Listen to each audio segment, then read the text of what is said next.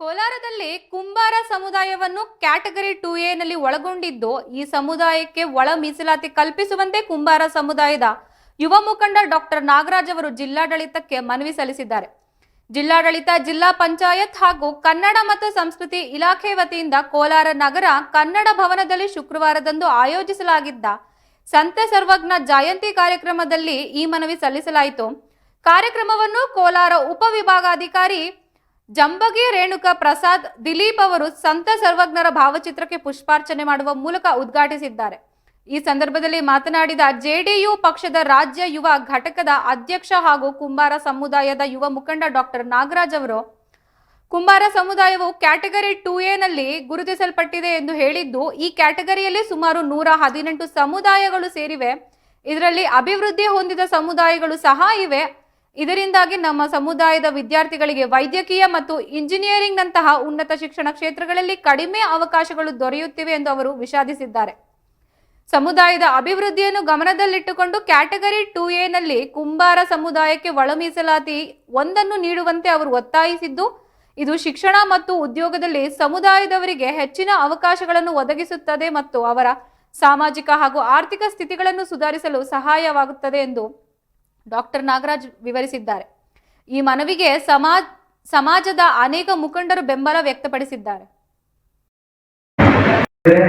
ಆದರೆ ಅದಕ್ಕೆ ಒಂದು ಬಡ್ಜೆಟ್ ಆಗಿರ್ಬೋದು, ಅದನ್ನ ಒಂದು ರಿಜಿಸ್ಟ್ರೇಷನ್ ಮಾಡಿಸ್ಬೇಕಾಗುತ್ತೆ. ಆ ರಿಜಿಸ್ಟ್ರೇಷನ್ ಮಾಡಿಸ್ಬೇಕಾದಂಥ ಒಂದು ಪ್ರೋಸೆಸ್ ಅಲ್ಲೇ ಕಾಲ ಕಳ್ಕೊಂಡು ಬರ್ತಾ ಇದೆ. ನಿಜವಾಗ್ಲೂ ಇದು ಬಹಳಷ್ಟು ನೋವಿನ ಸಂಗತಿ ಅಂತ ನಾನು ಹೇಳಕ್ಕೆ ಇಷ್ಟಪಡ್ತೇನೆ. ಅದೇ ಯಾರಾದ್ರೂ ಪ್ರಬಲ ಸಮಾಜದವರು ಗಟ್ಟಿಯಾಗಿ ಕೂಗಿ ಕೇಳಿದ್ರೆ ಅವರು ಬೇಗ ಮಾಡ್ಕೊಡ್ತಿರ್ತಾರೆ. ಆದರೆ ನಾವು ಯಾಕಂದ್ರೆ ಬಹಳಷ್ಟು ಸುಸಜ್ಜನ ಜನ ನಾವು, ಅಂದ್ರೆ ಕರ್ನಾಟಕದಲ್ಲಿ ಕಾಮನ್ ಆಗಿ ಕುಂಬಾರ ಅಂದ್ರೆ ಬಹಳಷ್ಟು ಸಜ್ಜನ ಸಮಾಜದವರು ಅಂತೇಳಿ ಒಂದು ಹೆಸರಿದೆ.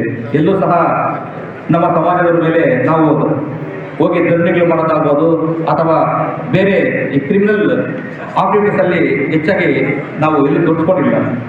ಹಾಗಾಗಿ ಬಹಳಷ್ಟು ಸ್ಮೂತ್ ಪೀಪಲ್ ಇವರು, ಅಂದ್ರೆ ಬಹಳಷ್ಟು ಸಜ್ಜನರು, ಅವ್ರೇನು ಮಾಡೋದಿಲ್ಲ ಬಿಡಿ ಅನ್ನೋ ಒಂದು ಮೋಸ್ಟ್ಲಿ ಒಂದು ಧೋರಣೆ ಇರ್ಬೋದು ಅಂತ ನನ್ನ ಅನಿಸಿಕೆ. ಅದಾದ ನಂತರ ಈಗ ನಮ್ಮ ಮಕ್ಕಳು ಶೈಕ್ಷಣಿಕವಾಗಿ 2A ಕ್ಯಾಟಗರಿಯಲ್ಲಿ ನಮ್ಮನ್ನ ಮೇಂಟೈನ್ ಮಾಡಿದ್ರು. ಈಗ ನಾವು 2A ಕ್ಯಾಟಗರಿ ಇದ್ದೀವಿ, ಕ್ಯಾಟಗರಿ 2A.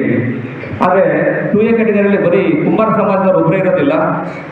ಇದರ ಜೊತೆಗೆ ಸುಮಾರು 118 ಕ್ಯಾಸ್ಟ್ಗಳು ಇಲ್ಲಿ ನಮ್ಮ ಮೇಲೆ ಒಂದು ಪ್ರಭಾವವನ್ನು ಬೀರಿದಾಗ, ಮತ್ತೆ ಅವರ ಒಂದು ಪ್ರಭಾವ ಅನ್ನೋದಕ್ಕಿಂತ ಜಾಸ್ತಿ ಹೆಚ್ಚಾಗಿ ಅವರೆಲ್ಲ ಒಂದು ಮುಂದುವರೆದಂಥ ಒಂದು ಕೆಲವೊಂದು ನಮ್ಮಲ್ಲೇ ಮುಂದುವರೆದಂಥ ಒಂದು ಕ್ಯಾಸ್ಟ್ಗಳ ಪಾರ್ಟಿಸಿಪೇಟ್ ಮಾಡಿದಾಗ ನಮ್ಮ ಮಕ್ಕಳಿಗೆ ಮೆಡಿಕಲ್ ಸೀಟ್ ಆಗಿರ್ಬೋದು ಅಥವಾ ಇಂಜಿನಿಯರ್ ಸೀಟ್ಗಳಾಗ್ಬೋದು ಬಹಳಷ್ಟು ರೇರ್, ಬಹಳ ಕಡಿಮೆ ಸಿಗುತ್ತೆ ಅವ್ರಿಗೆ, ಮಕ್ಕಳಿಗೆ ಈ ಅವಕಾಶ ಗೋಚಿತರಾಗಿರ್ತವೆ. ಅದಕ್ಕೆ ನಾವು ಈಗಾಗಲೇ ಡಿಮ್ಯಾಂಡ್ ಮಾಡಿದ್ದೀವಿ, ಕ್ಯಾಟಗರಿ 2A ಯಲ್ಲಿ ಒಂದು ಸಪ್ರೇಟ್ ಇನ್ನೊಂದು ಒಂದು ಕ್ಯಾಟಗರಿ 2A ಯಲ್ಲಿ ಒಂದು ಒಳ ಮೀಸಲಾತಿ ಕುಂಬಾರ ಜನಾಂಗಕ್ಕೆ ಕೊಡ್ಬೇಕಂತೇಳಿ ನಾನು ಬಹಳಷ್ಟು ದಿನಗಳಿಂದ ನಾನು ಸರ್ಕಾರಕ್ಕೆ ಒತ್ತಾಯ ಮಾಡ್ತೀನಿ. ಅದು ಮೋಸ್ಟ್ಲಿ ಆಗ ಚಾನ್ಸ್ ಇದೆ ಅಂತೇಳಿ ನಾನು ಒಂದು ಅನಿಸಿಕೆ ಆಗ್ತದೆ ಇತ್ತೀಚಿನ ದಿನದಲ್ಲಿ. ದಯಮಾಡಿ ಸರ್ಕಾರಗಳು ಇದ್ರ ಬಗ್ಗೆ ಗಮನವನ್ನು ಕೊಡಬೇಕಂತೇಳಿ ನಾನು ಹೇಳಕ್ಕೆ ಇಷ್ಟಪಡ್ತಾ ಇದ್ದೀನಿ. ಅದಾದ ನಂತರ ನಮ್ಮ ಕುಂಬಗಾರಿಕೆಯನ್ನು ಪ್ರೋತ್ಸಾಹ ಮಾಡೋದಕ್ಕೆ ಇತ್ತೀಚಿನ ದಿನದಲ್ಲಿ ಮೊದಲು ನಮ್ಮದೇ ಆದಂಥ ಒಂದು ಕೆರೆ ಕೊಡ್ತಿದ್ರು ಸರ್, ಕೆರೆ, ಒಂದು ಕುಂಬಾರ ಕೆರೆ ಅಂತಿದ್ರು. ಅಲ್ಲಿ ಹೋಗಿ ನಾವು ಮಣ್ಣನ್ನು ತಗೋಬೇಕಾದ್ರೆ ಯಾರು ಸಹ ಏನು ಅಪೇಕ್ಷೆ ಮಾಡ್ತಾರೆ, ಅದು ನಮ್ಗೆ ಅಂತ ಬೀಳ್ತಿದ್ರು.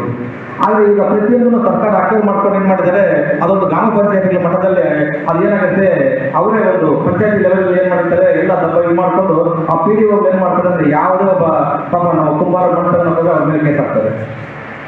ಅದನ್ನ ದಯವಿಟ್ಟು ನಾವು ನಮ್ಮ ಇದರಲ್ಲಿ ಒಂದು ಅವಕಾಶ ಮಾಡ್ಕೊಳ್ಬೇಕಾದ್ರೆ ಎಲ್ಲ PDOಗಳಿಗೆ ಒಂದು ಮಾತಾಡಬೇಕಾಗುತ್ತೆ ಸರ್. ಒಂದು ಕುಂಬಾರ ಕೇರಿ ಅಂತ ಏನ್ ಬಿಟ್ಟಿದೆ ಅದರಲ್ಲಿ ಮಣ್ಣು ತಗೊಂಡು ಆ ಕೆಲಸ ಮಾಡೋದಕ್ಕೆ ಅವ್ರಿಗೆ ಅವಕಾಶ ಮಾಡ್ಕೊಡಿ ಅಂತೇಳಿ ತಾವು ದಯವಿಟ್ಟು ಅವ್ರಿಗೊಂದು ಕರೆದು ಒಂದ್ಸರಿ ಅದನ್ನ ಮೀಟಿಂಗ್ ಅಲ್ಲಿ ಇದನ್ನೊಂದು ಪ್ರಸ್ತಾಪ ಮಾಡಬೇಕಾಗುತ್ತೆ ಸರ್. ಇನ್ನ ನಮ್ಮದು ಸಹ ಸಂಘಟನೆಗೆ ಆಗ್ತಾ ಇದೀವಿ. ಶೈಕ್ಷಣಿಕವಾಗಿ ಮುಂಬರಲು ಇತ್ತೀಚೆಗೆ ನಮ್ಮ ಸಮಾಜದ ಸಹ ಸುಮಾರು 8 ಲಕ್ಷ ರೂಪಾಯಿಗಳನ್ನ ಮಕ್ಕಳಿಗೆ ಸ್ಕಾಲರ್ಶಿಪ್ ಅನ್ನ ಸಹ ಇತ್ತೀಚೆಗೆ 8 ಲಕ್ಷ ರೂಪಾಯಿ ಸ್ಕಾಲರ್ಶಿಪ್ ಅನ್ನು ನಮ್ಮ ಸಂಘದ ವತಿಯಿಂದ ಯಾವ ಮಕ್ಕಳು ಮೆಡಿಕಲ್ ಮತ್ತು ಇಂಜಿನಿಯರಿಂಗ್ ಓದಿದ್ರೆ ಅವ್ರಿಗೆ ಸ್ಕಾಲರ್ಶಿಪ್ ಅನ್ನ ಕೊಡೋದಕ್ಕೂ ಸಹ